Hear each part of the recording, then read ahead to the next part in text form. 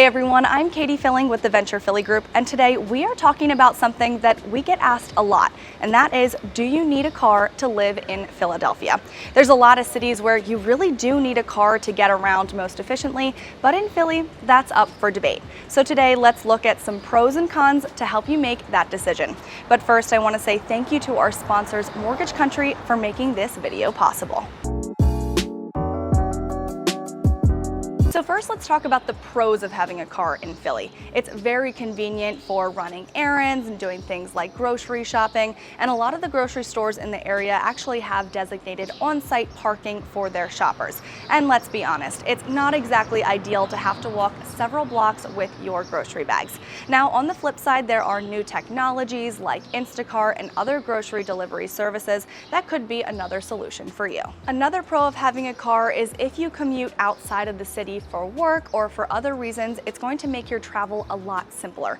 It also will give you more professional opportunities because you'll have a wider range of locations that you can search for jobs in. And finally, reliable transportation. With a car, you can hop in it to go wherever you want, whenever you want. You're not confined to any bus or train schedules to get within the city or outside the city when you get the itch to travel, or just get to where you need to go.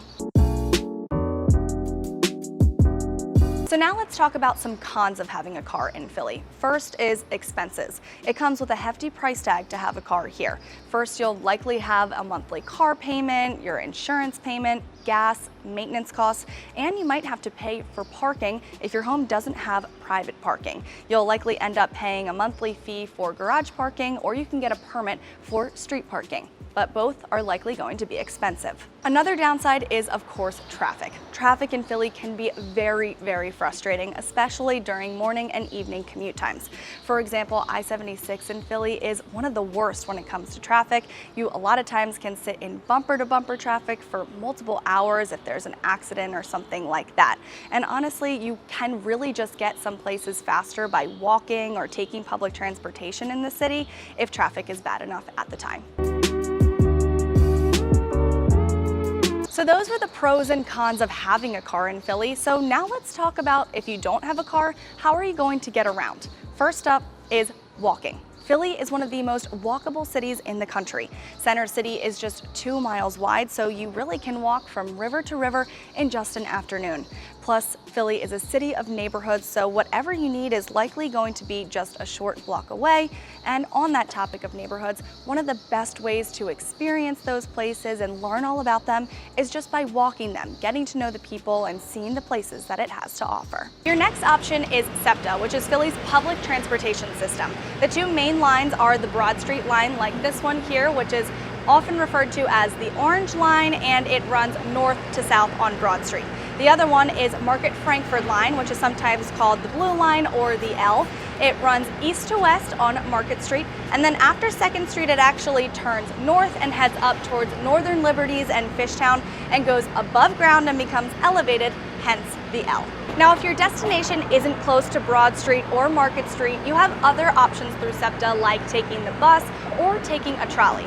Now, if you're looking to go even further outside the city, your options would be the Norristown High-Speed Line or the Regional Rail, which take you to places like the Main Line or other areas outside the city. And you also have PATCO, which is great for people who are commuting from New Jersey. Now, if you're looking to get even further outside the city, you can hop on a train from the 30th Street station. They have Amtrak and New Jersey Transit trains. This can take you to other cities like New York, Baltimore, DC. You can go anywhere in New Jersey. There's a whole list of other cities you can check out. Another popular solution nowadays is having your own driver. And by that, I mean ride sharing. You can easily call a car using Uber, Lyft, or you can get a taxi. And in a city like Philadelphia, there's a ton of drivers all the time, so you'll be able to get wherever you're trying to go very quickly. Another option is biking. A lot of people ride their bikes around Philly. You can either have one of your own, or you can use Philly's bike share program called Indigo. These bikes are all throughout the city, so you can easily find a docking station near wherever you're trying to go.